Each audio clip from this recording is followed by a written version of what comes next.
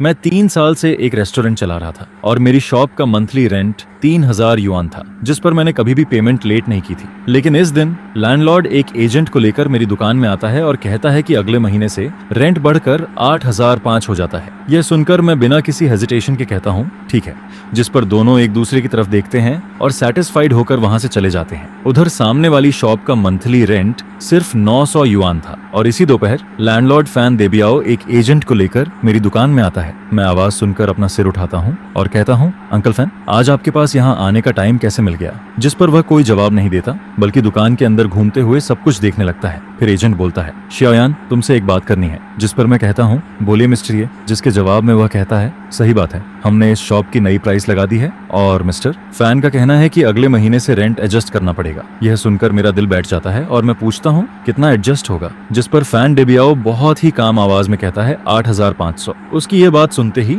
अचानक से वहाँ का माहौल पूरी तरह शांत हो जाता है। फिर मिस्टर ये कहता है, ये तो ऑलरेडी फ्रेंडशिप प्राइस है, इस सड़क पर लोगों का फ्लो देखो, 8500 कोई ज्यादा नहीं है। अगर तुम एग्री नहीं करते तो हमें ये शॉप किसी और को रेंट पर देनी पड़ेगी और फिर इसका प्राइस इससे भी ज्यादा हो जाएगा। 3000 से सीधा 8500 मंथली रेंट हो जाता है, जबकि मेरा छोटा रेस्टोरेंट सुबह से रात तक चलता है और प्योर प्रॉफिट मुश्किल से महीने का 10,000 युआन होता है। जिस पर फैन देबियाओ मेरी तरफ बिना किसी रिएक्शन के देखता रहता है। उसके होंठों पर हल्की सी स्माइल और गहरी हो जाती है, जैसे उसे सब कुछ पहले से पता हो। उसे ऐसा फील होता है कि मैं ये जगह छोड़ नहीं सकता और उसे पूरा भरोसा था कि मैं मान जाऊंगा। जिस पर मैं एक गहरी सांस लेता हूँ और कहता हूँ, ठीक है, मैं रेंट बढ़ा दूंगा। मेरी बात सुनकर फैन देबियाओ बहुत खुश हो जाता है। फिर शियाओयान भी स्माइल करने लगता है और कहता है, मुझे पता था तुम एक स्मार्ट बच्चा हो। फिर वह कहता है, तो कल कॉन्ट्रैक्ट साइन कर लेते हैं। जिस पर मिस्टर ये भी कहता है, तुम्हारी बिजनेस सेंस बहुत अच्छी है, तुम्हारा काम आगे और भी अच्छा चलेगा। फिर वह कहता है, अच्छा, अब हम तुम्हें पैसा कमाने से डिस्टर्ब नहीं करते, मेहनत से काम करो, मुझे तुम पर पूरा भरोसा है। इसके बाद दोनों सेटिस्फाइड होकर वहां से चले जाते हैं और मैं वहीं खड़ा होकर उनकी सीढ़ियों से नीचे जाती हुई फुटस्टेप्स सुनता रहता हूँ, जिस पर मैं खुद को हंसने से रोक नहीं पाता। फिर जब उनकी आवाज पूरी तरह गायब हो जाती है, तब मैं अपना फोन निकालता हूँ और एक कॉल करता हूँ। हेलो, शाओगू बोल रहे हो? मैं मार्विन बोल रहा हूँ। जिस पर दूसरी तरफ से आवाज आती है, ब्रदर ये क्या हुआ? फिर मैं कहता हूँ, तुमसे एक बात पूछनी है। मेरी दुकान के सामने वाली जो शॉप पिछले 6 महीने से खाली पड़ी है, क्या वो अभी भी अवेलेबल है? जिसके जवाब में शाओगू कहता है, हाँ, वो तो रोज लटकी रहती है, उसका लैंडलॉर्ड तो लगभग परेशान हो चुका है। क्यों ब्रदर, तुम्हारे दिमाग में कोई आइडिया आया है क्या? फिर मैं पूछता हूँ, उसका मंथली रेंट कितना है? जिस पर वह कहता है, पहले तो 1500 था, लेकिन अब लैंडलॉर्ड कह रहा है कि अगर कोई 900 भी दे दे तो वह तुरंत शॉप दे देगा, क्योंकि वह विदेश जा रहा है और उसे जल्दी में यह दुकान ट्रांसफर करनी है। यह सुनकर मैं तुरंत कहता हूँ, 900 तो 900, और अगर वह नया रेंट होने पर लॉन्ग टर्म कॉन्ट्रैक्ट साइन कर सकता है तो उसे बोलो कि मैं यह जगह 1000 में 5 साल के लिए रेंट पर लेता हूँ, अभी के अभी साइन करवाओ। मेरी बात सुनकर शाओगुजा हैरान हो जाता है और कहता है, ब्रदर ये अभी आप उधर वाली शॉप नहीं रखोगे क्या? जिस पर मैं कहता हूँ, नहीं, अब नहीं, तुम कॉन्ट्रैक्ट लेकर लैंडलॉर्ड को शॉप के बाहर बुलाओ, मैं अभी पहुंचता हूँ। इसके बाद मैं फोन रखता हूँ और तुरंत दूसरा नंबर डायल करता हूँ। हेलो, क्या ये शनफा मूविंग कंपनी है? मुझे अभी के अभी शिफ्टिंग करनी है, एक्स्ट्रा पैसे चाहिए तो मैं दूंगा। एड्रेस है हुईमिन रोड नंबर 13। हो सकता है पूरी रात सामान शिफ्ट करना पड़े, लेकिन पैसे की कोई प्रॉब्लम नहीं है। जिस पर सामने वाला तुरंत तैयार हो जाता है। फिर फोन रखने के कुछ ही देर बाद एजेंट शाओ गुसिशिल और सामने वाली शॉप का लैंडलॉर्ड वहां पहुंच जाते हैं। मैं भी उसी समय वहां पहुंचता हूं। सामने वाली शॉप का लैंडलॉर्ड करीब 50 साल का आदमी था। वह मुझे देखकर पूछता है, तुम ये जगह रेंट पर लेना चाहते हो? जिस पर मैं कहता हूँ, हाँ, मैं ही रेंट पर लेना चाहता हूँ। फिर शाओ गुज भी उसके पास खड़ा होकर कहता है, ब्रदर लियू यही है ब्रदर ये, जिनके बारे में मैंने आपको बताया था। ये सामने रेस्टोरेंट चलाते हैं, इनका बिजनेस बहुत अच्छा चलता है, बिल्कुल भरोसेमंद इंसान है। इसके बाद ब्रदर लियू शॉप का दरवाजा खोलता है। अंदर पूरा खाली पड़ा होता है। यह मेरी शॉप से थोड़ा बड़ा था और इसका लेआउट भी ज्यादा स्क्वायर था। साथ ही यहाँ पानी और बिजली भी पहले से लगी हुई थी। जिस पर ब्रदर लियू थोड़ा शर्माते हुए कहता है, ये जगह काफी समय से खाली पड़ी है। फिर मैं कहता हूँ, ठीक है, 901 महीने और कॉन्ट्रैक्ट 5 साल का, सही है? जिस पर वह कहता है, हाँ बिल्कुल। फिर मैं आगे कहता हूँ, अगर आप सच में 1 महीने का डिपॉजिट और 3 महीने का रेंट एडवांस चाहते हैं तो मैं 1 महीने की जगह 12 महीने एडवांस दे देता हूँ। मेरी ये बात सुनकर ब्रदर लियू और शाओगुद दोनों शॉक्ड रह जाते हैं। फिर मैं कहता हूँ, मैं हर महीने रेंट देने की टेंशन नहीं लेना चाहता। कॉन्ट्रैक्ट लाए हो ना? अगर सब सही है तो साइन करने के बाद मैं अभी पैसे ट्रांसफर कर देता हूँ। ये सुनकर ब्रदर लियू एक्साइटेड हो जाता है और तुरंत कॉन्ट्रैक्ट निकालता है। जिस पर शाओगु जल्दी से एक पेन लेकर आता है। फिर मैं कॉन्ट्रैक्ट हाथ में लेकर उसे एक एक लाइन ध्यान से पढ़ता हूँ। उसमें सब स्टैंडर्ड क्लॉज होते हैं। लीज पीरियड 5 साल की थी और रेंट भी फिक्स था। जिस पर मैं बिना किसी हेजिटेशन के आखिर में अपना नाम साइन कर देता हूँ। इसके बाद मैं उन्हीं दोनों के सामने ब्रदर लियू के अकाउंट में पैसे ट्रांसफर कर देता हूँ। फिर वह मुझे देते हुए कहता है, बॉस अब से यह शॉप आपकी है। मैं वह की लेता हूँ और फिर बिना रुके वहाँ से वापस मुड़ जाता हूँ, जिस पर श्याओगु पीछे से भागकर आता है और कहता है, ब्रदर ये इतनी जल्दी किस बात की है? जिसके जवाब में मैं कहता हूँ, मुझे जल्दी है, मुझे तुरंत नई जगह स्टार्ट करनी है। फिर मैं वापस अपनी पुरानी दुकान की तरफ आता हूँ। वहाँ सड़क के किनारे एक बड़ा ट्रक खड़ा होता है और कुछ वर्कर्स वहाँ सिगरेट पीते हुए मेरा इंतजार कर रहे होते हैं। जैसे ही वे मुझे देखते हैं, उनमें से एक आगे आता है और कहता है, आप ही बॉस ये हैं? जिस पर मैं कहता हूँ, हाँ मैं ही हूँ, आप लोगों ने मेहनत की, उसका धन्यवाद। फिर वह कहता है, कोई बात नहीं, हम पैसे लेकर काम करते हैं। इसके बाद वह दुकान के अंदर झांक कर देखता है और कहता है, सारा सामान अंदर ही है ना? जिस पर मैं उन्हें अंदर लेकर जाता हूँ और फिर दुकान का पूरा सामान शिफ्ट होना शुरू हो जाता है। पहली नजर में इसे ऐसा मत समझना कि कुछ नहीं है, बस पैसे सही जगह पहुंचने चाहिए। जिस पर मैंने कहा, ब्रदर्स शुरू हो जाओ। फिर वर्कर्स तुरंत काम में लग जाते हैं। एक ग्रुप सामान खोलने लगता है, एक ग्रुप पैकिंग करता है और एक ग्रुप सामान उठाकर बाहर ले जाने लगता है। इसी बीच मेरा क्लर्क श्याओलिन भी मेरे बुलाने पर वहां आ जाता है। जैसे ही वह अंदर आता है, वह शॉक्ड होकर कहता है, ये क्या कर रहे हो? क्या तुम्हें यहाँ से निकाल दिया गया? जिस पर मैं उसे मसालों का एक बॉक्स पकड़ाते हुए कहता हूँ, नहीं, हम बस एक बेटर जगह पर जा रहे हैं। यह सुनकर वह पूछता है, जगह बदल रहे हो? कहाँ जा रहे हो? जिसके जवाब में मैं सामने वाली तरफ इशारा करते हुए कहता हूँ, वहाँ। जिस पर वह हैरानी से कहता है, वहाँ जो जगह पिछले 6 महीने से खाली पड़ी है। मैंने सुना है वहाँ भूत है। यह सुनकर मैं कहता हूँ, बेकार की बातों पर ध्यान मत दो। लैंडलॉर्ड को जल्दी में शॉप रेंट पर देनी थी, इसलिए वह सस्ती मिल गई। इसके बाद श्याओलिन ज्यादा कुछ नहीं पूछता और तुरंत मेरे साथ सामान पैक करने में लग जाता है। फिर देखते ही देखते रात के 3 बज जाते हैं और दुकान आखिरकार पूरी तरह खाली हो जाती है। मैं वर्कर्स को डबल पैसे देता हूँ, जिस पर वे स्माइल करते हुए वहाँ से चले जाते हैं और सुबह होने तक नई दुकान का पूरा सामान सेट हो चुका होता है। सुबह 7:30 बजे मैं नूडल्स का एक बाउल बनाता हूँ और खिड़की के पास बैठकर धीरे धीरे खाने लगता हूँ। जिस पर मेरी नजर सामने वाली पुरानी दुकान पर जाती है। उसका शटर पूरी तरह बंद होता है, जैसे किसी का चेहरा उतर गया हो। नूडल्स खाने के बाद मैं येज रेस्टोरेंट वाला पुराना साइन साफ करता हूँ और उसे नई दुकान के बाहर टांग देता हूँ। इसके बाद मैं एक लाल पेपर निकालता हूँ और उसे दरवाजे पर चिपका देता हूँ, जिस पर लिखा होता है, नई दुकान खुल गई है, पूरे रेस्टोरेंट में 20% डिस्काउंट है। फिर सुबह का टाइम निकलने लगता है, लेकिन सामने वाली दुकान का शटर अब तक नहीं खुलता। कुछ देर बाद अचानक वहां से शटर उठने की आवाज आती है, जिस पर फैन डेबियाओ शटर ऊपर करता है और फिर अंदर देखते ही पूरी तरह स्टंड रह जाता है, क्योंकि अंदर कुछ भी नहीं होता। वह यकीन नहीं कर पाता और तुरंत दुकान के अंदर भागता है। फिर वह पूरा चक्कर लगाता है और दोबारा बाहर निकल आता है। इसके बाद वह अपना फोन निकालता है। ऐसा लगता है जैसे वह मुझे कॉल करना चाहता हो, लेकिन तभी वह सिर उठाकर सड़क के उस पार देखता है और उसकी नजर मुझ पर पड़ती है। मैं अपनी नई दुकान के बाहर खड़ा होता हूँ, हाथ में गर्म चाय का कप लिए हुए, और उसे बिल्कुल शांत होकर देख रहा होता हूँ। जिस पर उसकी नजर धीरे धीरे मेरे सिर के ऊपर लगे पुराने साइन पर जाती है और फिर दरवाजे पर लगे उस लाल पेपर पर टिक जाती है। यह देखकर उसका चेहरा वहीं का वहीं जम जाता है।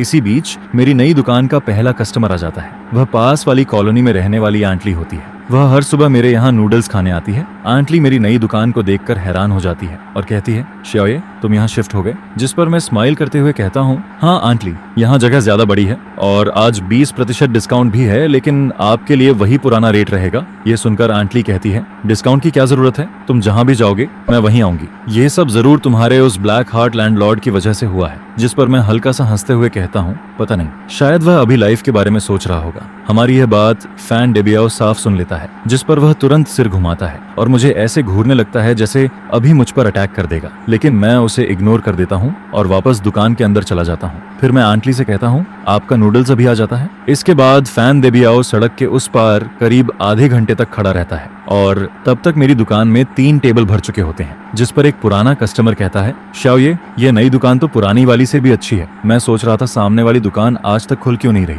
मैं तो डर गया था, मुझे लगा तुम कहीं भाग गए। फिर दूसरा कस्टमर कहता है, श्याओ ये जैसा खाना बनाता है वह कहीं भी जाकर चमक सकता है। इसके बाद सारे पुराने कस्टमर आपस में बातें करने लगते हैं। वे सब आस पड़ोस के लोग होते हैं जिन्होंने 3 साल से मेरा खाना खाया था और मेरे काम और मेरे नेचर को अच्छे से जानते थे। जिस पर वे सब फैन डेबियाओ की तरफ देखते हैं। उनकी आंखों में उसके लिए थोड़ा कॉन्टेम्प्ट और थोड़ा मजाक साफ दिखता है। आखिरकार फैन डेबियाओ खुद को रोक नहीं पाता। वह गुस्से से भरा चेहरा लेकर सड़क पार करता है और सीधे मेरी नई दुकान की तरफ आने लगता है। यह देखकर जो लोग खाना खा रहे होते हैं वे भी अपने चॉपस्टिक्स नीचे रख देते हैं और दुकान का माहौल अचानक से टेंस हो जाता है। श्याओलिन थोड़ा घबरा जाता है, लेकिन मैं उसे चिंता न करने का इशारा करता हूँ। फिर फैन डेबियाओ मेरे सामने आकर रुकता है, जिस पर मैं कहता हूँ, अंकल फैन, क्या बात है? उसका चेहरा गुस्से से पूरा लाल हो चुका होता है। फिर वह दांत पीसते हुए कहता है, तुमने मेरे साथ बहुत गंदी चाल चली है। तुमने मुझे बेवकूफ बनाया है। जिस पर मैं बिल्कुल शांत होकर कहता हूँ, मैंने तुम्हें कैसे बेवकूफ बनाया? ये तो तुमने ही कहा था अगर मैं एग्री नहीं करता तो यहाँ से चला जाऊं। अब मैं चला गया तो तुम्हें क्या प्रॉब्लम है? यह सुनकर वह गुस्से में कहता है, तुमने ठीक नहीं किया, हमने बात पक्की कर ली थी।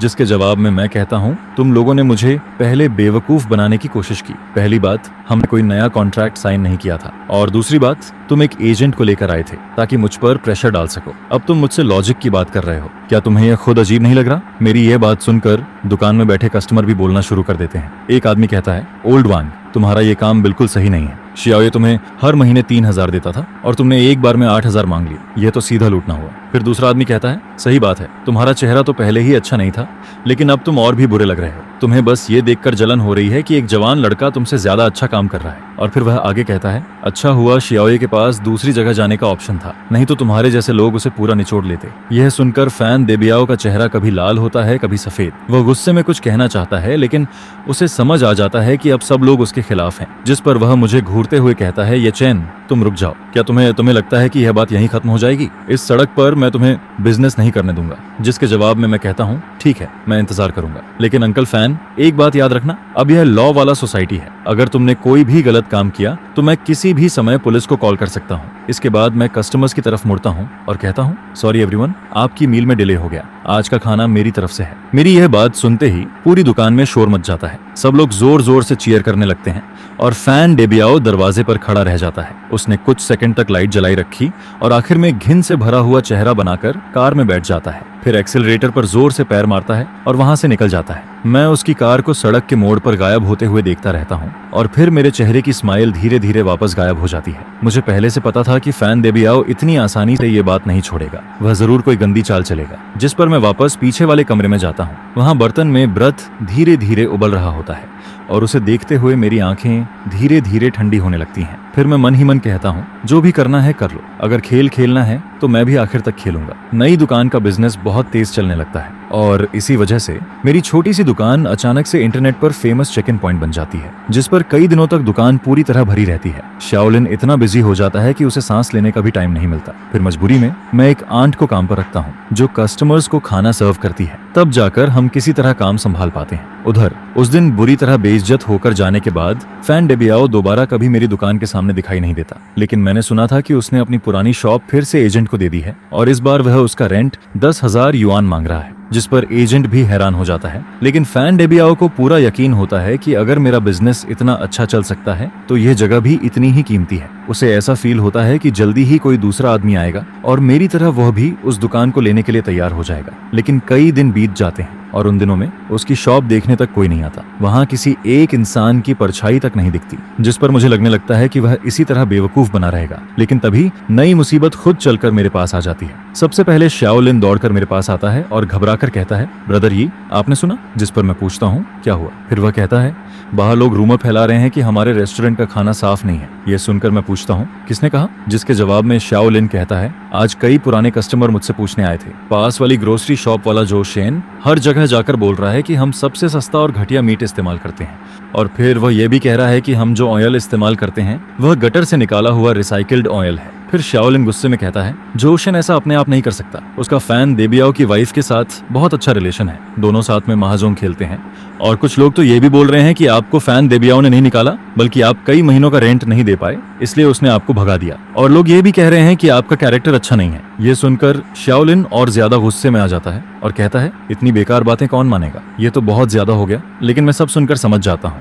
फैन डेबियाओ खुद सामने आने की हिम्मत नहीं कर रहा, इसलिए उसने अपनी वाइफ को आगे कर दिया है और इस तरह की गंदी चाल सिर्फ वही लोग सोच सकते हैं। जिस पर उसी दोपहर फैन डेबियाओ की वाइफ शी यूफेन खुद मैदान में उतर आती है। वह सड़क के किनारे छोटी छोटी दुकानों के सामने खड़ी होकर अपनी कुछ जान पहचान वाली औरतों को साथ लेकर हर जगह मेरे बारे में बुरा बोलने लगती है। फिर वह जोर जोर से कहती है, अरे मैं तुम्हें बताती हूँ, उस रेस्टोरेंट वाले पर बिल्कुल भरोसा मत करना, उसके इंग्रेडिएंट्स सब सड़े हुए होते हैं। वह सब्जी मंडी से फेंकी हुई सब्जियां उठाकर लाता है और उसकी दुकान भी मेरी थी। हमने उस पर दया करके उसे जगह दी थी, लेकिन उसने पूरी दुकान गंदी और खराब कर दी। फिर वह रेंट भी नहीं देता था और आखिर में चुपचाप भाग गया। उसकी यह बात सुनकर कुछ ऐसे लोग जो सच नहीं जानते थे वे रुक जाते हैं और क्यूरियोसिटी में मेरी दुकान की तरफ देखने लगते हैं। उसी समय मेरी दुकान में भी कुछ कस्टमर खाना खा रहे होते हैं और ये सब सुनकर उनके चेहरे भी थोड़े खराब हो जाते हैं, जिस पर शाओलिन का गुस्से से चेहरा सफेद पड़ जाता है। फिर वह एक झाड़ू उठाता है और बाहर भागने लगता है। वह गुस्से में कहता है, ब्रदर मैं अभी जाकर उससे लड़ता हूँ। लेकिन मैं उसे पकड़कर वापस खींच लेता हूँ और कहता हूँ,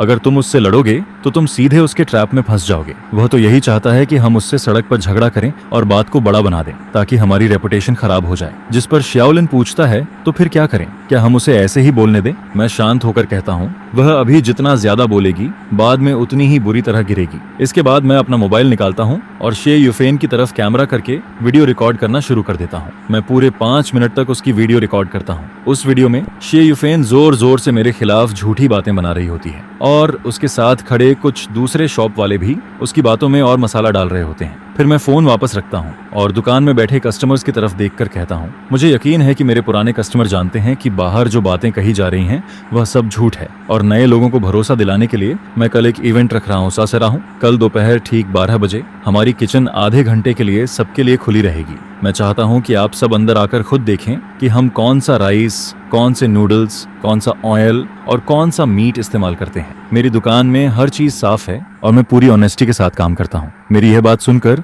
एक पुराना कस्टमर कहता है, शाओये हमें तुम पर पूरा भरोसा है, कल मैं जरूर आऊंगा। फिर दूसरा आदमी कहता है, और मैं अपने पड़ोसियों को भी साथ लाऊंगा ताकि उन लोगों को दिखा सकें कि असली साफ सफाई किसे कहते हैं। जिस पर दुकान का माहौल अचानक से गर्म हो जाता है और सभी लोग मेरा सपोर्ट करने लगते हैं। उधर सड़क के उस पार खड़ी शे युफेन हमें देखकर गुस्से में मुंह बनाती है और फिर अपनी औरतों को लेकर वहां से चली जाती है। मैं उसकी दूर जाती हुई पीठ को देखता हूँ और मेरे होंठों पर हल्की सी ठंडी स्माइल आ जाती है। फिर मैं मन ही मन कहता हूँ, शे युफेन फैन देबियाओ, तुम्हें लगता है कि यह सब यहीं खत्म हो गया? असली खेल तो अभी बाकी है। और अगले दिन मेरी किचन ओपन इवेंट पूरी सड़क पर सबसे बड़ी खबर बन जाती है। मैं पहले ही कई दर्जन लीफलेट छपवा चुका होता हूँ और उन लीफलेट पर कुछ ज्यादा नहीं लिखा होता, बस एक लाइन लिखी होती है, जो सच से नहीं डरता वही सबसे अच्छा होता है। ये फैमिली रेस्टोरेंट आपको अपनी किचन अपनी आंखों से देखने के लिए बुलाता है। वह फ्लायर मैंने शाओलिन और कुछ पुराने कस्टमर्स को दे दिए और उनसे कहा कि इन्हें पास की कॉलोनी और ऑफिस बिल्डिंग में बांट दो। उस फ्लायर पर एक फोटो भी लगी होती है। वह उसी वीडियो का स्क्रीनशॉट था जो मैंने कल रिकॉर्ड किया था। उसमें शे युफेन का बिगड़ा हुआ चेहरा साफ दिख रहा होता है,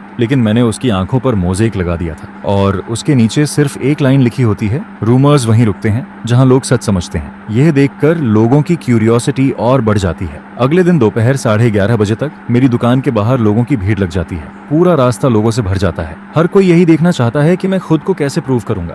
जिस पर फैन देबियाओ और शे युफेन भी वहां आ जाते हैं। दोनों भीड़ के बाहर खड़े होते हैं और उनके चेहरे साफ नहीं दिख रहे होते। फिर ठीक 12 बजे मैं समय पर किचन का दरवाजा खोल देता हूँ और कहता हूँ, सभी लोग वेलकम हैं, आप सब मेरी बैक किचन देख सकते हैं। कल रात मैंने पूरी किचन साफ की थी। वह इतनी साफ होती है कि जैसे उसमें चेहरा दिख जाए। फर्श पूरी तरह सूखा और साफ होता है। स्टेनलेस स्टील का स्टोव और काम करने वाली टेबल पर जरा सा भी डस्ट नहीं होता। दीवार पर हमारे एम्प्लॉयज के हेल्थ सर्टिफिकेट लगे होते हैं और कोने में डस्टबिन भी साफ सुथरे तरीके से रखे होते हैं। इसके बाद मैं सबको एक एक चीज दिखाना शुरू करता हूँ। फिर मैं कहता हूँ, यह हमारा राइस है, नॉर्थ ईस्ट वुचंग राइस, और यह हमारा ऑयल है, एक बड़ा ब्रांड नॉन GMO। उसकी खरीदने की रिसीट भी दीवार पर लगी होती है, आप सब खुद देख सकते हैं। फिर मैं कहता हूँ, यह रिसीट कल की है और यह पोर्क है जो आज सुबह ही आया है। आप इसका कलर और इसकी इलास्टिसिटी देख सकते हैं। इसके बाद मैं सब्जियों की तरफ इशारा करता हूँ और कहता हूँ, मैं जो भी वेजिटेबल्स इस्तेमाल करता हूँ उन्हें कम से कम 3 बार साफ पानी से धोया जाता है। यह सुनकर एक आदमी कहता है, यह किचन तो मेरे घर से भी ज्यादा साफ है।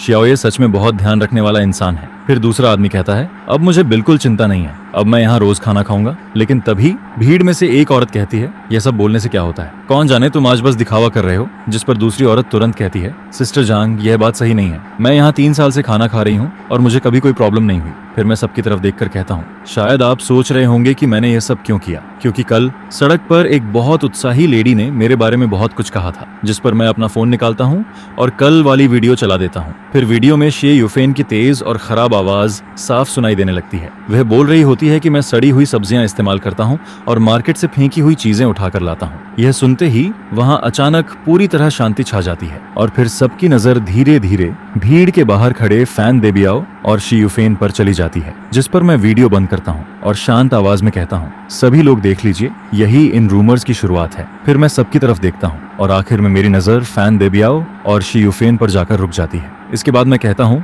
मैं यहाँ 3 साल से बिजनेस कर रहा हूँ और मुझे फील होता है कि मैंने हमेशा अपनी कॉन्शियस के हिसाब से काम किया है, लेकिन क्योंकि मैंने इनकी ज्यादा रेंट वाली बात नहीं मानी, इसलिए इन्होंने अपनी वाइफ को भेजकर मुझे बदनाम करने की कोशिश की। फिर मैं लोगों से पूछता हूँ, क्या आपको ये सही लगता है? मेरी ये बात सुनते ही भीड़ अचानक गुस्से में भर जाती है। एक आदमी कहता है, ये तो बहुत ज्यादा गलत है। फिर दूसरा आदमी कहता है, यह तो पूरी तरह बेकार बात है। और तीसरा आदमी कहता है, तो असली बात ये थी, खुद का काम नहीं चला तो अब दूसरे को नुकसान पहुंचा रहे हैं। कितने शर्म की बात है। इसके बाद लोग फैन डेबियाओ और शी युफेन को जोर जोर से बुरा बोलने लगते हैं, जिस पर फैन डेबियाओ तुरंत अपनी वाइफ का हाथ पकड़ता है और दोनों वहां से भाग जाते हैं। उस दिन के बाद मेरी छोटी सी दुकान और भी ज्यादा फेमस हो जाती है और लोग उसे साफ सफाई और भरोसे की जगह मानने लगते हैं। उसी दोपहर एक जवान लड़का सामने वाली फैन डेबियाओ की दुकान देखने आता है। वह वहाँ मिल्क टी शॉप खोलना चाहता था, लेकिन जब उसे पूरी बात पता चलती है तो वह सिर हिलाता है और कहता है कि ऐसे लैंडलॉर्ड के साथ काम करना बहुत डरावना है। फिर वह बिना कुछ बोले वहां से चला जाता है, जिस पर मैं सामने वाली उस दुकान का बंद शटर देखता हूँ, जो अब भी पहले की तरह बंद पड़ा होता है। उसे देखकर मेरे मन में एक अजीब सी शांति आती है। फिर मैं मन ही मन कहता हूँ, फैन डेबियाओ, तुम्हारा नुकसान अभी बस शुरू हुआ है। किचन ओपन डे के अगले दिन मेरी दुकान के बाहर बहुत लंबी लाइन लग जाती है, जिस पर शाओलिन बाहर खड़ा होकर लाइन संभाल रहा होता है। इसी बीच एक आदमी अंदर आता है। वह मास्टरमा होता है, जिसकी ओल्ड शॉप मेरी पुरानी दुकान के बगल में थी। वह एक बार्बर शॉप चलाता था और वह भी फैन डेबियाओ का टेनेंट था। वह मुझे देखते ही कहता है, मैं तुम्हारा शुक्रिया करने आया हूँ। जिस पर मैं हैरानी से पूछता हूँ, मेरा शुक्रिया क्यों? फिर वह कहता है, तुमने हमारी तरफ से भी ये बदला लिया है। वह फैन डेबियाओ सच में बहुत खराब इंसान है। वह मेरा रेंट भी 2000 से बढ़ाकर 4500 करना चाहता था और मैं एक छोटी सी बार्बर शॉप से इतना पैसा कहाँ से लाता? फिर वह कहता है, मैंने बहुत देर तक उससे बात की, तब जाकर उसने मुझे 3 महीने और दिए। लेकिन इन दिनों मैं इतना परेशान था कि मुझे रात को नींद तक नहीं आती थी। यह सुनकर मुझे तुरंत समझ आ जाता है कि फैन डेबियाओ मुझे एग्जाम्पल बनाना चाहता था। अगर मैं उसकी बात मान लेता तो बाकी टेनेंट भी डर जाते और फिर वह सबसे ज्यादा रेंट मांगता। फिर मास्टरमा कहता है, सिर्फ मैं ही नहीं, हार्डवेयर शॉप वाले लाओली और छोटे सुपरमार्केट वाले ब्रदर झाओ के साथ भी यही हुआ है। हम सब छोटे दुकानदार हैं। अगर वह ऐसे करेगा तो कोई भी चैन से नहीं रह पाएगा। लेकिन अब तो वह पूरी सड़क का दुश्मन बन गया है और पिछले 2 दिनों से उसने रेंट की बात तक नहीं की। फिर मैं उससे कहता हूँ, अगर वह दोबारा ऐसी बेकार मांग करे तो डरना मत। सब लोग साथ में मिलकर कम्युनिटी ऑफिस या स्ट्रीट ऑफिस जाओ और कंप्लेंट करो। वह सबसे ज्यादा इसी बात से डरता है कि मामला बड़ा हो जाए। जिस पर मास्टरमा सिर हिलाता है और कहता है, मैं समझ गया बॉस, ये आप सच में हम सबके लीडर हो। फिर वह हंसते हुए कहता है, आगे से मैं आपके यहाँ हेयर कट पर 50% डिस्काउंट दूंगा। इसके बाद मास्टरमा वहां से चला जाता है और उसके जाने के बाद मेरे मन में भी अलग ही फीलिंग आने लगती है। शुरुआत में मैंने सिर्फ खुद को बचाने के लिए जवाब दिया था, लेकिन अब मुझे लगने लगता है कि यह बात सिर्फ मेरे बारे में नहीं रही। अब मैं अकेला नहीं था। फिर दोपहर में टाइम मिलते ही मैं सामने अपनी पुरानी दुकान की तरफ चला जाता हूँ। सामने वाली शॉप का शटर पूरी तरह बंद होता है। उसके दरवाजे पर लाल पेंट से कुछ लिखा हुआ होता है। उस पर बड़े बड़े अक्षरों में लिखा होता है,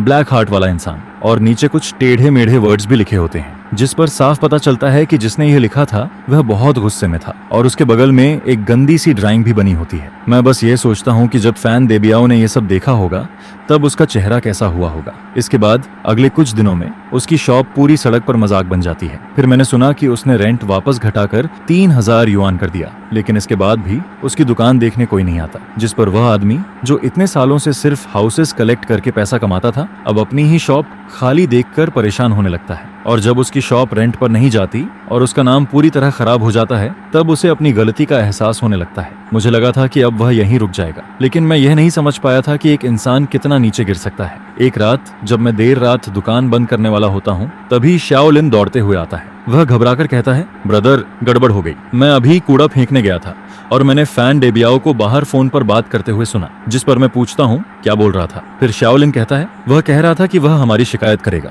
यह सुनकर मैं पूछता हूँ, किस बात की शिकायत? जिसके जवाब में वह कहता है, वह बोल रहा था कि हमारी हाइजीन ठीक नहीं है और फूड सेफ्टी में प्रॉब्लम है, और फिर वह ये भी कह रहा था कि ऊपर उसके जानने वाले लोग हैं और वह हमें सबक सिखाएगा। यह सुनकर मैं दुकान के बाहर आता हूँ और थोड़ी दूर एक कोने में फैन डेबियाओ को फोन पर गुस्से से बात करते हुए देखता हूँ। उसका चेहरा बहुत खराब होता है और वह लगातार किसी को डांट रहा होता है। फिर अगली सुबह सच में मुसीबत मेरे दरवाजे पर आ जाती है। सबसे पहले 3 लोग यूनिफॉर्म पहनकर मेरी दुकान में आते हैं। वे मार्केट सुपरविजन ब्यूरो के लोग होते हैं। फिर उनमें से एक कहता है, हम लोगों को शिकायत मिली है कि यहाँ फूड सेफ्टी में बड़ी प्रॉब्लम है, इसलिए हमें अचानक इंस्पेक्शन करनी है। ये सुनकर दुकान में बैठे कस्टमर भी खाना रोककर उनकी तरफ देखने लगते हैं, जिस पर मैं बिल्कुल शांत होकर कहता हूँ, जरूर आप चेक कीजिए, हम पूरा कोऑपरेशन करेंगे। फिर शाओलिन हमारे सभी वर्कर के हेल्थ सर्टिफिकेट निकालकर उन्हें दे देता है और मैं उन्हें किचन और स्टोर रूम की तरफ लेकर जाता हूँ। इसके बाद वे लोग बहुत ध्यान से चेक करना शुरू करते हैं। वे इतने ध्यान से सब कुछ देखते हैं जैसे छोटी से छोटी कमी ढूंढना चाहते हो। एक आदमी टॉर्च लेकर स्टोव और कोनों की दरार तक चेक करता है। दूसरा आदमी रेफ्रिजरेटर खोलकर टेम्परेचर मेजर करता है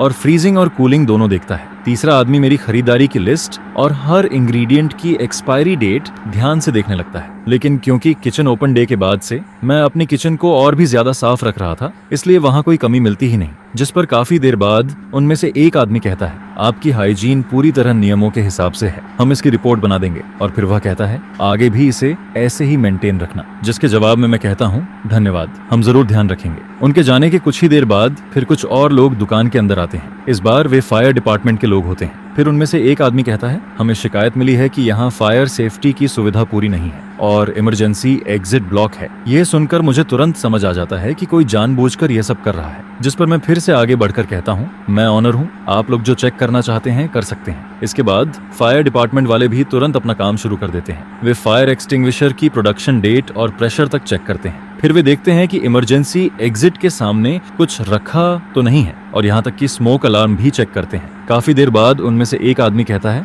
फायर सेफ्टी कोई मजाक नहीं होती, लेकिन आपने यहाँ बहुत अच्छा काम किया है, ये सच में तारीफ के लायक है। मैं अभी उन्हें थैंक यू भी नहीं कह पाता। तभी दुकान के बाहर फिर से हलचल होती है। फिर कोई बाहर से आवाज देता है, क्या यहाँ ये फैमिली रेस्टोरेंट है? इस बार इंडस्ट्री एंड कॉमर्स ब्यूरो के लोग आते हैं। जिस पर मैं एक गहरी सांस लेता हूँ और उनके पास जाकर कहता हूँ, हेलो, मैं ऑनर हूँ, इस बार क्या प्रॉब्लम है? फिर मैं अपना नया बिजनेस लाइसेंस उन्हें दे देता हूँ। उस पर लीगल रिप्रेजेंटेटिव के तौर पर मेरा ही नाम लिखा होता है। इसके बाद वे लोग मेरी दुकान के बाहर लगे उस रेड पेपर की तरफ इशारा करते हैं जिस पर लिखा होता है, नई दुकान खुली है, 20% डिस्काउंट। फिर वे मुझसे पूछते हैं, क्या आपने इसके लिए रिपोर्ट किया था? जिसके जवाब में मैं कहता हूँ, यह सिर्फ शॉर्ट टर्म प्रमोशन है और यह पूरी तरह कानून के अंदर है। इसके बाद वे लोग पूरी दुकान में घूमकर सब कुछ देखते हैं, लेकिन आखिर में उन्हें भी कोई प्रॉब्लम नहीं मिलती। जिस पर टीम का लीडर जाते जाते मेरी तरफ देखता है और कहता है, बिजनेस करना आसान नहीं होता, लेकिन जब तक आपके पेपर सही हैं और आप कानून के हिसाब से काम करते हैं, तब तक कोई भी आपका कुछ नहीं बिगाड़ सकता। जिसके जवाब में मैं कहता हूँ,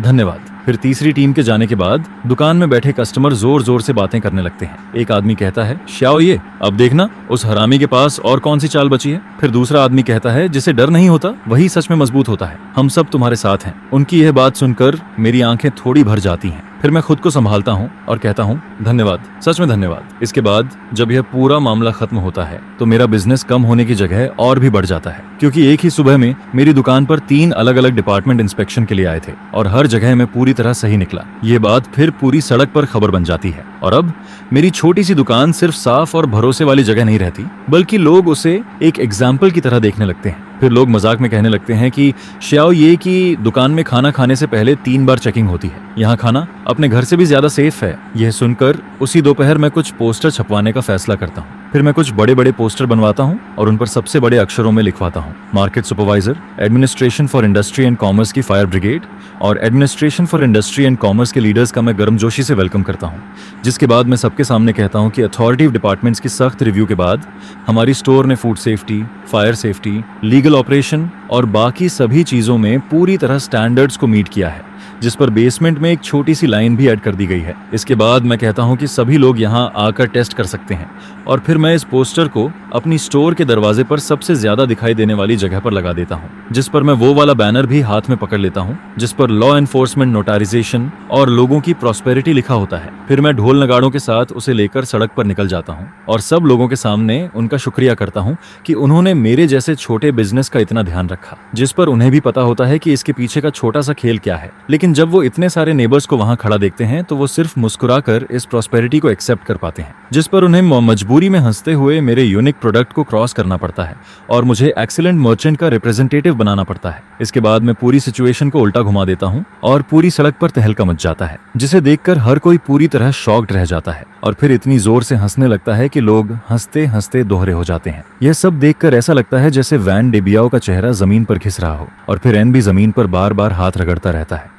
उसने पैसे खर्च करके कुछ लोगों को मेरी फैक्ट्री में भेजा था, लेकिन जिसकी वजह से मुझे फ्री में ऑथोरिटेटिव सर्टिफिकेशन मिल जाता है, जिस पर वही चीज मेरे लिए प्रमोशन का सबसे बड़ा हथियार बन जाती है। इसके ज्यादा समय बाद नहीं, मुझे पता चलता है कि इंडस्ट्रियल एंड कमर्शियल ऑफिसेस ने वैन डेबियाओ को बहुत सख्त वार्निंग दी है। उन्होंने साफ कह दिया कि अगर उसने दोबारा अपनी रिपोर्ट करने की पावर का गलत यूज किया, मैलिशियस तरीके से लोगों को परेशान किया और पब्लिक रिसोर्सेज वेस्ट किए, तो उसके खिलाफ कानून के हिसाब से एक्शन लिया जाएगा। जिसके बाद फैन डेबियाओ पूरी सड़क पर मजाक बन जाता है। उसका नाम और उसका ब्लैक हार्टेड और बेशर्म होना दोनों एक साथ जुड़ जाते हैं, जिस पर शिए यूफेन पहले तो यह सब बर्दाश्त नहीं कर पाती और फिर अपना पूरा गुस्सा फैन डेबियाओ पर निकालने लगती है। मैं कई बार उनके घर के सामने से गुजरता हूँ और हर बार ऊपर से सुपरवाइजर की चीखने की आवाज और चीजें फेंकने की आवाज सुनाई देती है, जिस पर शिए यूफेन चिल्लाकर कहती है, फैन डेबियाओ, आखिर में तुम मुझे बर्बाद करके छोड़ोगे। मैं एक दिन के लिए भी बाहर नहीं निकल पा रही हूँ, तुमने मेरी पूरी इज्जत खत्म कर दी है। फिर वो और गुस्से में कहती है, क्या ये तुम्हारा आइडिया नहीं था?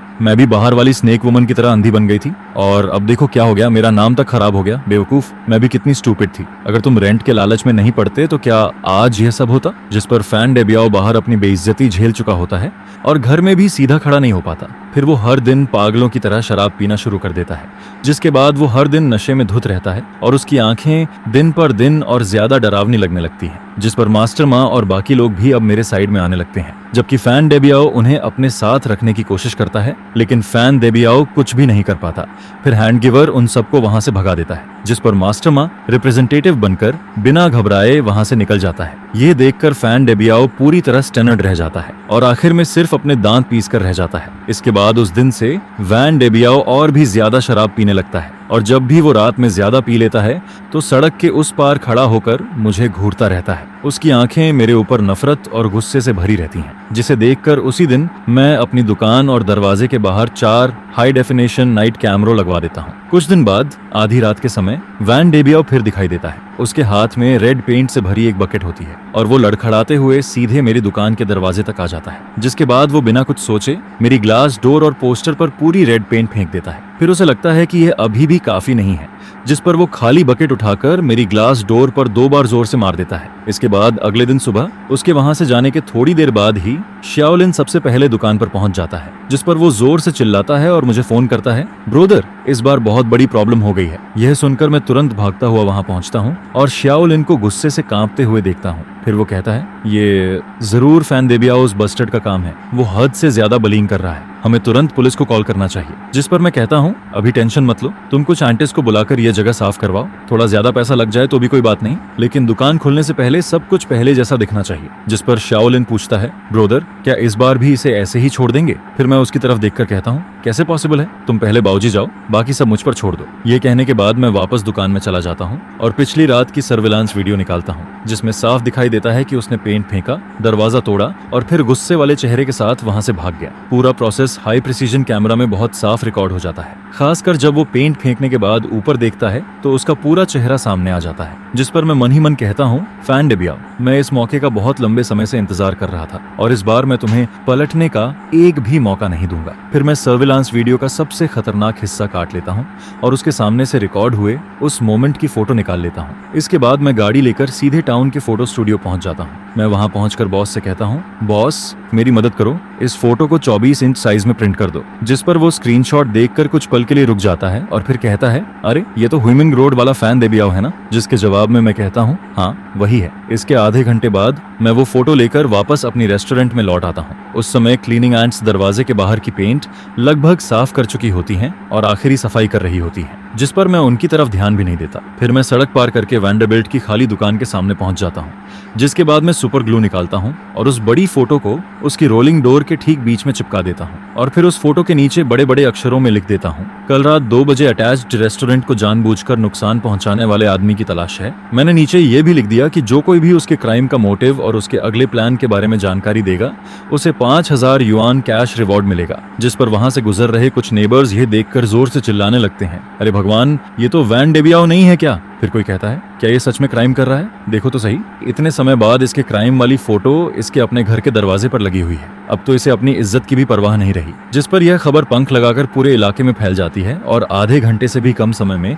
वैन डेबियाओ की दुकान के सामने लोगों की भीड़ लग जाती है। सब लोग खड़े होकर हंस रहे होते हैं, बातें कर रहे होते हैं और उसे देखकर मजाक उड़ा रहे होते हैं। जिस पर इस समय तक वैन डेबियाओ की रेपुटेशन पूरी तरह खराब हो चुकी होती है। और उसी समय मैं धीरे से अपना फोन निकालता हूँ और 110 डायल कर देता हूँ। फिर मैं कहता हूँ, हेलो पुलिस स्टेशन, मैं कंप्लेंट करना चाहता हूँ। कल रात किसी ने मेरी दुकान को जानबूझकर तोड़ा है। मेरे पास पूरी सर्विलांस फुटेज है और मैंने सस्पेक्ट की पहचान भी कर ली है। जिसके जवाब में सामने से कहा जाता है, ठीक है, आप वेट कीजिए। और फिर करीब 10 मिनट बाद 2 हैट वाले अंकल वहां पहुंच जाते हैं। जिस पर मैं पूरी वीडियो वाला USB ड्राइव उनमें से एक अंकल को दे देता हूं और कहता हूं, यही प्रूफ है। फिर मैं उन्हें बस बताता हूं, सस्पेक्ट सामने वाली बिल्डिंग में रहता है, 3री मंजिल पर, रूम 302 में। ये सुनकर दोनों अंकल सैकड़ों नेबर्स की नजरों के सामने सीधे उस बिल्डिंग में चले जाते हैं जहां वैन डेबियाओ रहता है। और ज्यादा देर नहीं लगती, फिर थोड़ी देर बाद वो वैन डेबियाओ को पकड़कर बाहर ले आते हैं। जिस पर वैन डेबियाओ अपनी वही बदसूरत शक्ल को, जो 1000 गुना बड़ी करके उसकी दुकान के दरवाजे पर चिपकाई गई होती है और जिसे देखकर हर कोई उसका मजाक उड़ा रहा होता है, देखते ही पूरी तरह टूट जाता है। उसकी आखिरी हिम्मत भी खत्म हो जाती है और उसके पैर तक कांपने लगते हैं। जबकि मैं अपनी दुकान के सामने खड़ा होकर यह सब ठंडे चेहरे से देखता रहता हूँ। लगभग 1 महीने से चल रही यह लड़ाई आखिरकार यहीं खत्म हो जाती है। इसके बाद जब वैन डेबियाओ को वहां से ले जाया जाता है तो पूरा माहौल अचानक शांत हो जाता है। पुलिस की गाड़ी की फ्लैशिंग लाइट्स सड़क के मोड़ पर गायब हो जाती हैं और वहां खड़े लोग भी धीरे धीरे वापस जाने लगते हैं। लेकिन हवा में अभी भी उसी गुस्से और डिस्कशन का माहौल बना रहता है, जिस पर अगले कुछ दिनों तक वैन डेबियाओ पूरे इलाके में लोगों के बीच सबसे बड़ा टॉपिक बना रहता है। जबकि मैं शांति से शाओलिन से कहता हूँ, गेस्ट्स आने वाले हैं, दुकान खोलने की तैयारी करो। जिस पर शाओलिन पूछता है, ब्रोदर, क्या हम आज भी दुकान खोलेंगे? जिसके जवाब में मैं कहता हूँ, क्यों नहीं खोलेंगे? आसमान भी टूट पड़े तब भी हमें खाना तो खाना ही है। हमारा काम है कि सब लोग यहाँ आकर अच्छे से खाना खाएं। यह सुनकर शाओलिन जोर से सिर हिलाता है और तुरंत काम में लग जाता है। फिर आधे घंटे बाद हमारी रेस्टोरेंट हमेशा की तरह समय पर खुल जाती है, जैसे वह पूरा तमाशा कभी हुआ ही नहीं था। लेकिन सब लोग अंदर ही अंदर समझ रहे होते हैं कि अब सब कुछ पहले जैसा नहीं रहा। उसी दिन दोपहर में मुझे पुलिस स्टेशन से कॉल आता है और मुझे वहां जाकर स्टेटमेंट देने के लिए कहा जाता है। जिस पर मैं दुकान शाओलिन को सौंप देता हूं और अकेला पुलिस स्टेशन चला जाता हूं। वहां जाकर मैं शुरुआत से सब कुछ बता देता हूं, लॉन्ग टर्म रेंट से लेकर झूठी रूमर्स तक, जानबूझकर कराई गई रिपोर्ट्स तक और आखिर में पिछली रात पेंट फेंकने और दरवाजा तोड़ने तक। फिर पुलिस मुझसे कहती है, वैन डेबियाओ ने जानबूझकर आपकी प्रॉपर्टी को नुकसान पहुंचाया है, जिसकी वैल्यू 5000 युआन से ज्यादा है, इसलिए यह केस ऑफिशियली दर्ज किया जाएगा। जिस पर वो आगे कहते हैं, हम उसे कानून के हिसाब से डिटेन करेंगे और फिर प्रोसिक्यूटर ऑफिस भेजेंगे। बाद में आपको विक्टिम के तौर पर कोर्ट में भी आना पड़ सकता है। जिसके जवाब में मैं कहता हूँ, मैं पूरा कोऑपरेट करूंगा। और फिर पुलिस स्टेशन से बाहर निकलने के बाद मैं गहरी सांस लेता हूँ, जिस पर मुझे लगता है कि पिछले कई दिनों से मेरे सीने में जमा सारा बोझ आखिरकार खत्म हो गया है। फिर करीब आधे घंटे बाद जैसे ही मैं अपनी दुकान के सामने पहुंचता हूं, वहां पहले से खड़े लोगों का एक ग्रुप मेरी तरफ दौड़कर आ जाता है। जिस पर सबसे पहले मास्टर माँ मेरा हाथ पकड़ लेता है और एक्साइटेड होकर कहता है, बॉस, ये हमने सब सुन लिया, आपने बहुत अच्छा किया, आपने हम सबके लिए और पूरी सड़क के लिए यह किया है। फिर शियाओयान भी कहता है, बॉस, ये आगे कभी भी कुछ हो बस एक बार बोल देना, हम लोग हमेशा आपके साथ खड़े रहेंगे। जिस पर मैं हल्का सा मुस्कुराता हूँ और कहता हूँ, सब लोग इतना सीरियस मत हो, मैंने बस वही किया जो मुझे करना चाहिए था। आगे से सब लोग आराम से और सेफली अपना बिजनेस करो, इससे बेहतर कुछ नहीं है। फिर मैं कहता हूँ, अंदर चलो, आज मैं सबको ट्रीट देता हूँ। यह सुनकर सब लोग मेरे साथ दुकान के अंदर चले जाते हैं और कुछ ही देर में वहां हंसी और बातों की आवाजें भर जाती हैं। फिर वैन डेबियाओ की डिटेंशन के तीसरे दिन शियुफेन मेरी दुकान पर आ जाती है। उसका चेहरा बहुत थका हुआ और कमजोर लग रहा होता है, जिस पर वो आते ही मुझे देखकर कहती है, बॉस ये। और फिर अगले ही पल वो सीधे मेरे सामने घुटनों पर बैठ जाती है और कहती है, बॉस ये, प्लीज एक बार दया कर दीजिए, मेरे आदमी को छोड़ दीजिए। फिर वो जल्दी जल्दी कहती है, अगर आप कहेंगे तो मैं आपकी हर भरपाई करूंगी, जो नुकसान हुआ है उसका पैसा दूंगी। जिस पर मैं ठंडे चेहरे से कहता हूँ, शियुफेन उठो, तुम मेरी दुकान में हो और ये सब मेरे बिजनेस पर असर डाल रहा है। लेकिन शियुफेन उठती नहीं और कहती है, बॉस ये, वो कुछ समय के लिए कंफ्यूज्ड हो गया था, उसने बहुत ज्यादा शराब पी ली थी, तभी उसने वह घटिया काम किया, अब उसे बहुत पछतावा हो रहा है। फिर वो रोते हुए कहती है, बस आप जाकर अंकल से कह दो कि आप उसे माफ करने को तैयार हो। अगर आप समझौते वाली लेटर साइन कर दोगे तो वो बाहर आ जाएगा, हम आपको पैसा देंगे, आपका पूरा नुकसान भरेंगे, डबल देंगे नहीं ट्रिपल देंगे। जिस पर मैं हल्का सा हंस देता हूँ और फिर कहता हूँ, शियुफेन, तुम्हें सच में लगता है कि मैं यह सब सिर्फ पैसों के लिए कर रहा हूँ? यह सुनकर वो चुप हो जाती है। उसका मुंह खुला रह जाता है लेकिन उसके पास कोई जवाब नहीं होता। फिर मैं उसकी तरफ देखकर कहता हूँ, जब तुम लोग मुझे मजबूर कर रहे थे कि मैं रेंट को 3,500 से बढ़ाकर 8,500 कर दूं,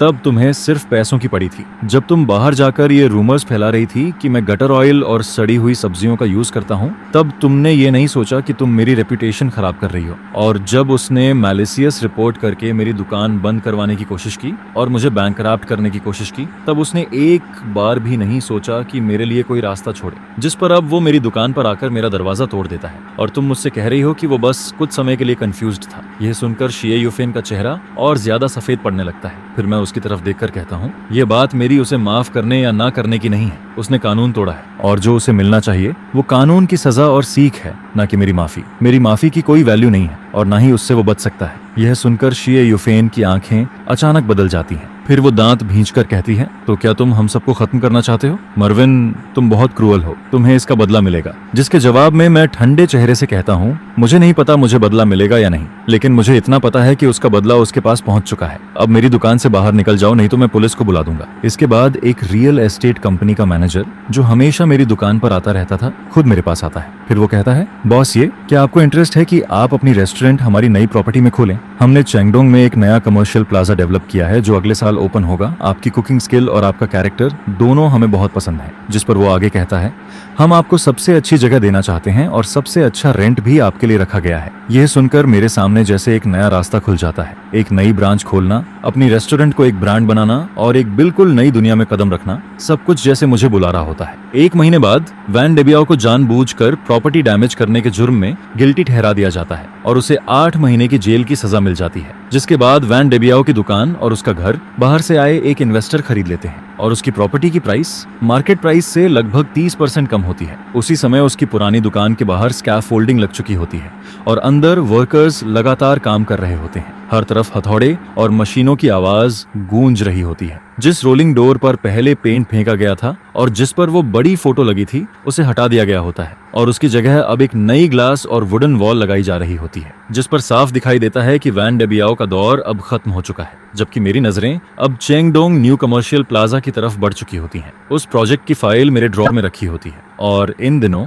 मैं अपनी सिग्नेचर डिशेस को फिर से ऑर्गेनाइज करना शुरू कर देता हूँ। मैं कुकिंग प्रोसेस को स्टैंडर्ड बना रहा होता हूँ और फिर मैं एक ऑनलाइन बिजनेस मैनेजमेंट कोर्स में भी एडमिशन ले लेता हूँ, जिस पर शाओलिन मुझे देखकर हैरान हो जाता है और कहता है, ब्रोदर, हम अभी इतना अच्छा कर रहे हैं, फिर भी आप इतना क्यों कर रहे हो? जिसके जवाब में मैं कहता हूँ, शाओलिन, यह दुकान बस हमारी शुरुआत है। आगे हम इस शहर में दूसरी और तीसरी रेस्टोरेंट भी खोलेंगे। यह सुनते ही शाओलिन की आंखें चमकने लगती हैं। उसके चेहरे पर फ्यूचर को लेकर एक्साइटमेंट साफ दिखाई देने लगती है, क्योंकि चेंगडोंग न्यू कमर्शियल प्लाजा इस शहर के फ्यूचर डेवलपमेंट का सबसे बड़ा सिंबल है। यह एक नया बिजनेस एरिया है जिसे गवर्नमेंट सपोर्ट कर रही है। प्लान के हिसाब से वहाँ शॉपिंग, डाइनिंग, एंटरटेनमेंट और ऑफिस सब कुछ एक ही जगह होगा और उसका टारगेट इस शहर के सबसे यंग और सबसे ज्यादा पैसे खर्च करने वाले लोगों को अट्रैक्ट करना है। जिस पर स्क्वायर के सामने फर्स्ट फ्लोर पर जो जगह है जहां फाउंटेन बना हुआ है, वही पूरी कमर्शियल स्ट्रीट की सबसे बेस्ट लोकेशन मानी जा रही है। वहां सबसे ज्यादा लोग आने वाले हैं और उसके नीचे छोटे अक्षरों में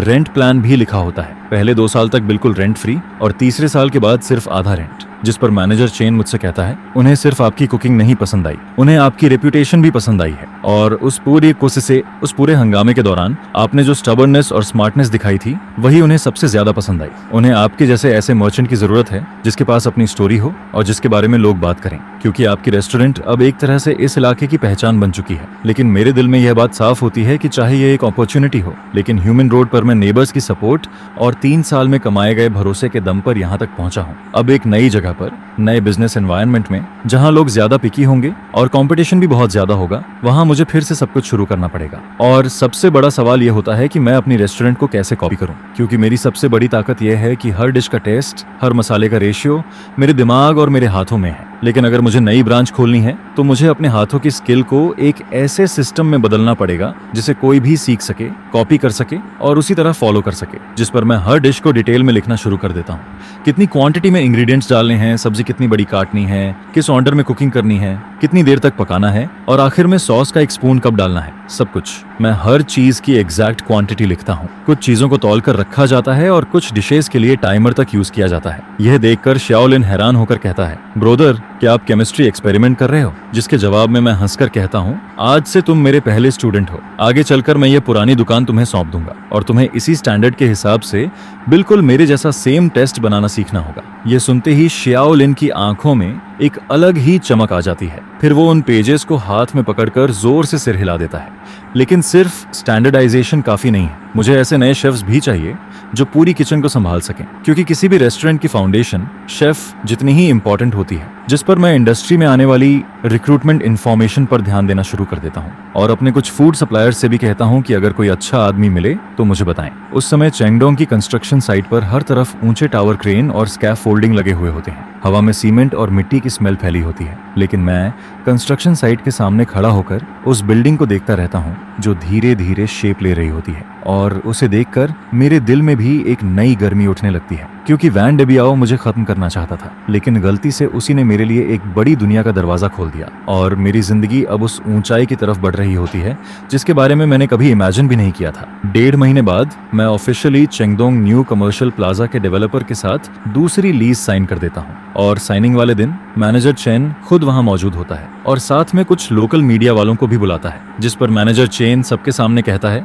बॉस ये ह्यूमन रोड का नाम है, ये एक लोकल बिजनेस है और इनकी स्टोरी हमारे समय के छोटे लोगों की स्पिरिट को दिखाती है। जिसके बाद जब ये न्यूज बाहर जाती है तो मैं एक बार फिर पूरे इलाके में लोगों के बीच चर्चा का टॉपिक बन जाता हूँ। हर तरफ यही बात होने लगती है कि मेरा चेंगडोंग में ब्रांच खुलने वाला है, जिस पर कई नेबर्स कहते हैं, श्याओ ये तो सच में बहुत आगे निकल गया, अब तो वह चेंगडोंग में भी ब्रांच खोलने जा रहा है। फिर कोई और कहता है, सोना जहां भी जाता है चमकता जरूर है, लेकिन आगे अगर हमें तुम्हारा बनाया हुआ खाना खाना हुआ तो क्या हमें इतनी दूर जाना पड़ेगा। यह सुनकर मैं मुस्कुराता हूँ और एक एक करके सबको समझाता हूँ, अंकल आंटी आप लोग चिंता मत करो, यह पुरानी दुकान कभी बंद नहीं होगी, ये हमेशा हुईमिन रोड का हमारा बेस कैंप रहेगी और इसे मैं शाओलिन को सौंप दूंगा, बिल्कुल पहले जैसा। जिस पर शाओलिन का नाम आते ही मुझे याद आता है कि पिछले कुछ समय में उसने बहुत तेजी से प्रोग्रेस की है। उसने अपना लगभग पूरा फ्री टाइम किचन में बिताया है। एक सिंपल टोमेटो एग भी वो प्रोसेस के हिसाब से दर्जनों बार बनाता है जब तक उसका कलर और टेस्ट बिल्कुल मेरे जैसा ना हो जाए। जिस पर मैं उसका फोकस्ड चेहरा देखता हूँ और मुझे लगता है जैसे मैं कुछ साल पहले खुद को देख रहा हूँ जब मैंने पहली बार ये दुकान शुरू की थी।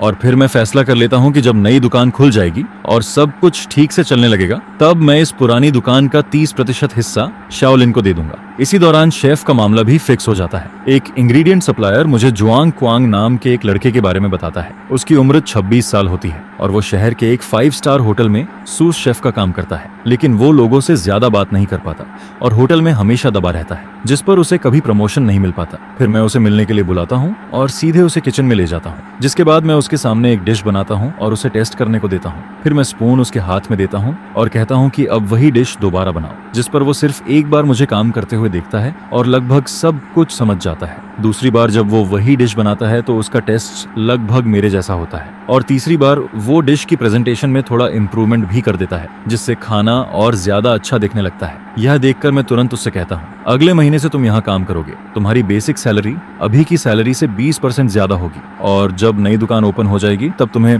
5% प्रॉफिट भी मिलेगा, लेकिन सिर्फ एक कंडीशन है, तुम्हें हर चीज बिल्कुल मेरे स्टैंडर्ड के हिसाब से करनी होगी। ये सुनकर जुआंग क्वांग मेरी तरफ देखता है और फिर बहुत एक्साइटेड होकर कहता है, थैंक यू बॉस, ये आप चिंता मत करो, मैं आपको कभी डिसअपॉइंट नहीं करूंगा। जिस पर धीरे धीरे सब कुछ सही डायरेक्शन में जाने लगता है। टीम के मेन लोग अब तैयार हो चुके होते हैं, स्टैंडर्ड प्रोसेस भी तय हो चुका होता है और नई दुकान की डिजाइन ड्राइंग भी डेवलपर की तरफ से भेज दी जाती है। सभी काम प्रोफेशनल डिजाइनर कर रहे होते हैं और मैं लगातार फ्यूचर के लिए बिजी रहता हूँ। जब मैं इतना बिजी हो जाता हूँ कि मुझे दिन और रात का फर्क तक महसूस नहीं होता, उसी समय हुईमिन रोड की पुरानी बातें भी धीरे धीरे पीछे छूटने लगती हैं, जिस पर सामने वाले नए मालिक ने वैन डेबियाओ की पुरानी दुकानों को मिलाकर एक एक्सप्रेस होटल बना दिया होता है। उसका काम बहुत तेजी से चल रहा होता है। हर दिन स्कैफोल्डिंग कम होती जा रही होती है और उसके पीछे से नई ग्रे बिल्डिंग और बड़ी ग्लास विंडोज दिखाई देने लगती हैं, जिसे देखकर पूरा होटल काफी शानदार लगता है। कभी कभी मैं मास्टर माँ और उन पुराने टेनेंट्स को सड़क के किनारे खड़ा देखता हूँ जो पहले वैन डेबियाओ की दुकान में रेंट पर रहते थे। वो सब उस नए होटल को देखते रहते हैं और आपस में धीरे धीरे कुछ बातें करते रहते हैं, जिस पर मैं समझ जाता हूँ कि वो सब यही सोच रहे हैं कि समय कितनी जल्दी बदल जाता है। और देखते ही देखते पूरे 8 महीने गुजर जाते हैं, जिस पर सामने वाला एक्सप्रेस होटल खुले हुए भी 2 महीने हो चुके होते हैं। होटल का बिजनेस बहुत अच्छा चल रहा होता है और उसकी वजह से पूरी सड़क का लेवल भी पहले से बेहतर हो जाता है। साथ ही मेरी छोटी दुकान में भी पहले से ज्यादा लोग आने लगते हैं। इसी दौरान मेरा नया शेफ भी पूरी तरह हमारी टीम का हिस्सा बन जाता है।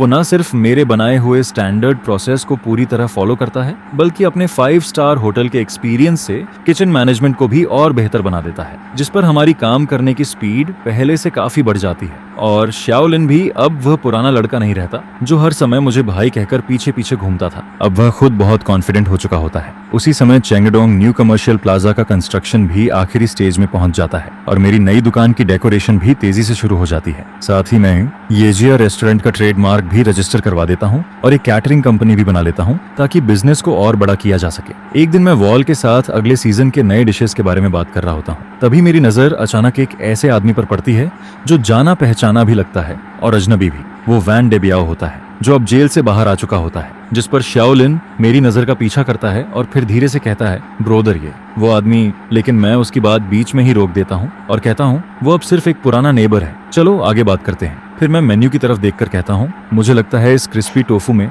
सॉस की मिठास थोड़ी और बढ़ानी चाहिए। और फिर नई दुकान के ओपनिंग वाले दिन चेंगडोंग कमर्शियल प्लाजा भी ऑफिशियली पहली बार खुलता है। पूरे स्क्वायर में रंग बिरंगे फ्लैग्स लगे होते हैं और हर तरफ इतनी भीड़ और हलचल होती है कि पूरा माहौल बहुत लाइवली लगने लगता है। स्टोर के एंट्रेंस से लेकर पूरे स्क्वायर के बीच तक रेड कारपेट बिछा हुआ होता है जो देखने में बहुत शानदार लग रहा होता है। और फिर मैं फॉर्मल कपड़ों में रिबन कटिंग सेरेमनी में सीधा खड़ा रहता हूँ, जिस पर जब बोलने की मेरी बारी आती है तो मैं गहरी सांस लेता हूँ और फिर कहना शुरू करता हूँ, हेलो एवरीवन, मेरा नाम ये चेन है। बहुत से लोग मुझे जानते हैं, लेकिन शायद मेरे खाने की वजह से नहीं बल्कि कुछ और बातों की वजह से। जिस पर मैं हल्का सा मुस्कुराता हूँ और फिर कहता हूँ, लेकिन आज यहाँ खड़े होकर मैं चाहता हूँ कि आप लोग मुझे और मेरी दुकान को फिर से जानो। येजिया रेस्टोरेंट में कोई सीक्रेट नहीं है, यहाँ सिर्फ 2 चीजें हैं, पहली कॉन्शियंस और दूसरी टेस्ट बमारिगोस। हुइमिन रोड की उस छोटी सी दुकान से जहाँ सिर्फ 7 टेबल थे लेकर आज चेंगडोंग की इस नई दुकान तक, ये दोनों चीजें कभी नहीं बदलेंगी। Thank you. सुबह 10:18 पर रिबन कटिंग खत्म हो जाती है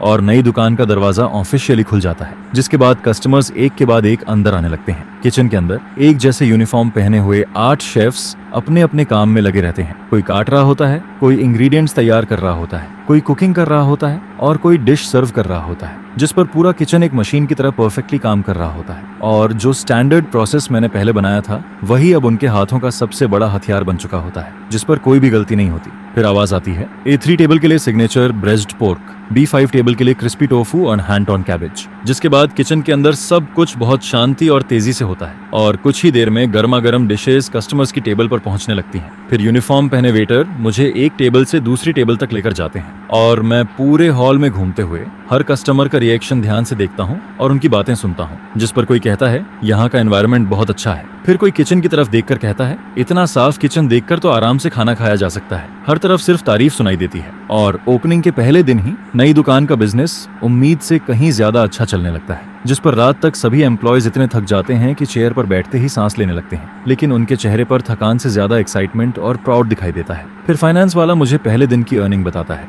और वह नंबर लगभग हुइमिन रोड वाली पुरानी दुकान की कई दिनों की कमाई के बराबर होता है। यह देखकर मैं भी बहुत खुश होता हूँ, लेकिन ओपनिंग का पहला हफ्ता सबसे जरूरी होता है, इसलिए मैं लगातार बिजी रहता हूँ। जिस पर मैं चेंगडोंग वाली दुकान का रोज का काम जुआंग क्वान को सौंप देता हूँ और खुद वापस ह्यूमन रोड वाली पुरानी दुकान पर आ जाता हूँ। मुझे देखते ही शाओलिन खुश होकर कहता है, बॉस ये आप वापस आ गए। फिर वो तुरंत हंसते हुए कहता है, जब बाहर वाले लोग ना हो तब मैं आपको फिर से ब्रदर कह सकता हूँ। यह सुनकर मैं भी मुस्कुरा देता हूँ। फिर शाओलिन मुझे इस महीने का अकाउंट दिखाता है और कहता है, मैंने इस महीने का सारा हिसाब तैयार कर लिया है, आप देखो। जिस पर मैं अकाउंट देखकर कहता हूँ, तुमने बहुत अच्छा काम किया है, इस महीने की अर्निंग पिछले महीने से भी ज्यादा है। जिसके जवाब में शाओलिन खुश होकर कहता है, ओ ऑफ कोर्स ब्रदर। फिर दोपहर में जब कस्टमर्स चले जाते हैं तो मैं शाओलिन को पीछे किचन में बुलाता हूँ और फिर मैं एक डॉक्यूमेंट निकालकर उसके हाथ में दे देता हूँ, जिस पर वो डॉक्यूमेंट खोलकर कंफ्यूज्ड होकर पूछता है, यह क्या है। फिर मैं उसकी तरफ देखकर कहता हूँ, आज से इस पुरानी दुकान का 70% हिस्सा मेरा है और 30% हिस्सा तुम्हारा। अब तुम सिर्फ इस दुकान के मैनेजर नहीं हो,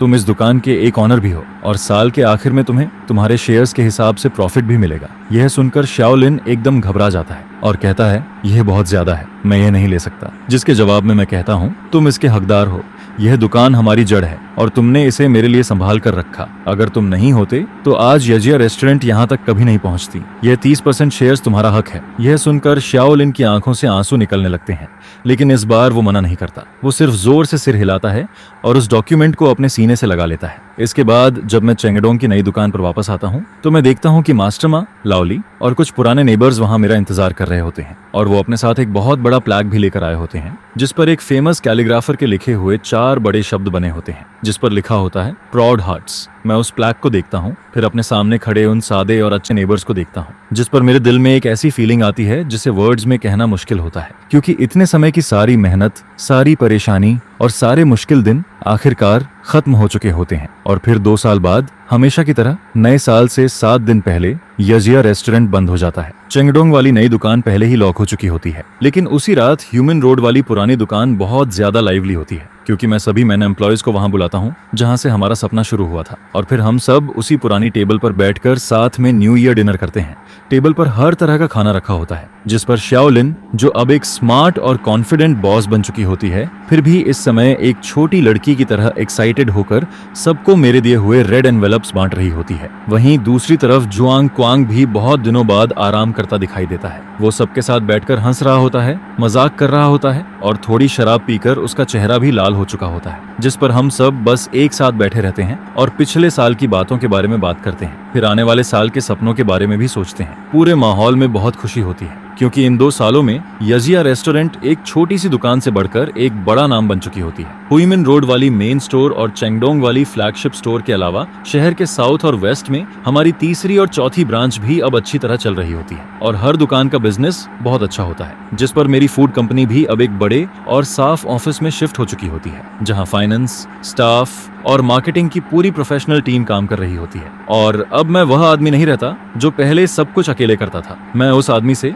जो कभी रेंट की वजह से परेशान रहता था, बदलकर एक ऐसे नए बिजनेसमैन में बदल चुका होता हूँ जिसकी कंपनी की वैल्यू करोड़ों में होती है और जिसके बारे में लोकल मीडिया भी न्यूज दिखा रही होती है। जिस पर कोई मुझसे पूछता है क्या अब हमें प्रोविंस के बाहर वाले मार्केट में जाने के बारे में भी सोचना चाहिए, जिसके जवाब में मैं मुस्कुराकर कहता हूँ कुकिंग एक अच्छी सूप बनाने जैसी होती है, इसमें सबसे बड़ी गलती होती है जल्दी करने की। और अगले साल हमारा मेन काम होगा एक सेंट्रल किचन बनाना, क्योंकि क्वालिटी कंट्रोल जितना मजबूत होगा हमारी फाउंडेशन उतनी ही स्टेबल होगी और फाउंडेशन जितनी मजबूत होगी हम उतना ही ऊपर जा पाएंगे। यह सुनकर सब लोग एक साथ अपने ग्लास उठाते हैं और फिर कोई जोर से कहता है चलो ब्रदर ये के नाम पर चीयर्स करते हैं। फिर दूसरा आदमी कहता है अगर ब्रदर ये नहीं होते तो आज हम सब यहाँ नहीं होते, जिस पर सब लोग एक साथ कहते हैं ब्रोदर ये को हैप्पी न्यू ईयर। और हमारी यजिया रेस्टोरेंट आगे भी ऐसे ही बड़ी होती रहे। यह सुनकर मैं अपने सामने बैठे उन सच्चे और एनर्जी से भरे चेहरों को देखता रहता हूँ। फिर धीरे धीरे शराब का असर और खाने की खुशबू कम होने लगती है और देखते ही देखते बहुत रात हो जाती है, जिस पर मैं ड्राइवर से कहता हूँ कि जो लोग शराब पी चुके हैं उन्हें सेफली घर छोड़ दे, लेकिन मैं खुद वहीं रुक जाता हूँ। फिर मैं धीरे से विंडो के पास जाता हूँ और उसे खोल देता हूँ, जिसके बाद नए साल की ठंडी हवा अंदर आने लगती है। मैं खामोशी से बाहर देखने लगता हूँ। दूर आसमान में एक के बाद एक फायरवर्क्स फूट रहे होते हैं जिनकी रोशनी से पूरी सिटी चमक रही होती है, जिस पर ऐसा लगता है जैसे पूरी रात सफेद रोशनी में बदल गई हो। फिर मैं सड़क के उस पार बने होटल की तरफ देखता हूँ। वो होटल अब शांत, साफ और मॉडर्न दिखाई देता है। फेस्टिवल की लाइट्स में वो और भी अलग लग रहा होता है, लेकिन वहाँ अब वैन डेबियाओ का कोई नाम, कोई निशान नहीं बचा होता, जिस पर ऐसा महसूस होता है जैसे वह आदमी और उसके साथ जुड़ी सारी पुरानी बातें कभी यहाँ थी ही नहीं। 3 साल पहले मैं इसी जगह खड़ा होकर हर महीने 5000 युआन रेंट बढ़ने की चिंता कर रहा था और अपने लैंडलॉर्ड की वजह से पूरी तरह फंस चुका था। लेकिन 3 साल बाद मैं इसी जगह पर खड़ा होता हूँ और मेरे पास 4 रेस्टोरेंट्स और एक बड़ी केटरिंग कंपनी होती है, जिस पर मुझे समझ आता है कि मुझे यहाँ तक नफरत या गुस्से ने नहीं पहुँचाया, बल्कि मुझे यहाँ तक लाया मेरे टेस्ट पर भरोसे ने, मेरी कॉन्शियंस ने और उस लाइफ के लिए प्यार ने जो सबसे मुश्किल समय में भी कभी खत्म नहीं हुआ। फिर मैं बाहर चमकते हुए फायरवर्क्स को देखता हूँ, जिस पर मेरे चेहरे पर धीरे धीरे एक मुस्कान आ जाती है और मेरा दिल पूरी तरह शांति और खुशी से भर जाता है।